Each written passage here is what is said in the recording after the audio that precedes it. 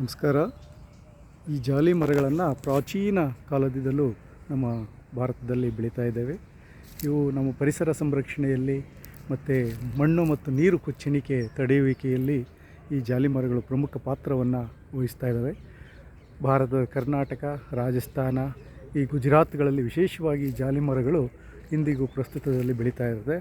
ಎಲ್ಲಿ ಒಣ ಪ್ರದೇಶ ಇರುತ್ತೆ, ಎಲ್ಲಿ ಬರ ಪ್ರದೇಶ ಇರುತ್ತೆ, ಅಂಥ ಪ್ರದೇಶದಲ್ಲಿ ಈ ಜಾಲಿ ಮರಗಳನ್ನು ವಿಶೇಷವಾಗಿ ಜಾಲಿ ಮರಗಳು ಬೆಳೀತವೆ. ಇವು ಮಣ್ಣು ಕೊಚ್ಚಣಿಕೆಯಲ್ಲಿ ಪ್ರಮುಖ ಪಾತ್ರವನ್ನು ವಹಿಸ್ತವೆ. ಅದೇ ರೀತಿ ಪರಿಸರ ಸಂರಕ್ಷಣೆಯಲ್ಲಿ ಮತ್ತು ಜಾನುವಾರುಗಳಿಗೆ ಮೇವಾಗಿ ಇದನ್ನು ಯಥೇಚ್ಛವಾಗಿ ಉಪಯೋಗಿಸ್ತಾರೆ. ಈ ಜಾಲಿ ಮರಗಳ ಸೊಪ್ಪು ಕೊಂಬೆಗಳನ್ನು ವಿಶೇಷವಾಗಿ ಆಡು ಮತ್ತು ಕುರಿಗಳಿಗೆ ಇವುಗಳನ್ನು ವಿಶೇಷವಾಗಿ ಉಪಯೋಗಿಸ್ತಾರೆ.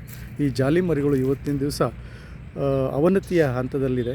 ಇವನ್ನು ನಾವು ಸಂರಕ್ಷಣೆ ಮಾಡಿಕೊಂಡ್ರೆ ಉತ್ತಮವಾಗಿ ನಾವು ಇದರಿಂದ ಉಪಯೋಗವನ್ನು ಪಡಿಬೋದು. ನಮಸ್ಕಾರ.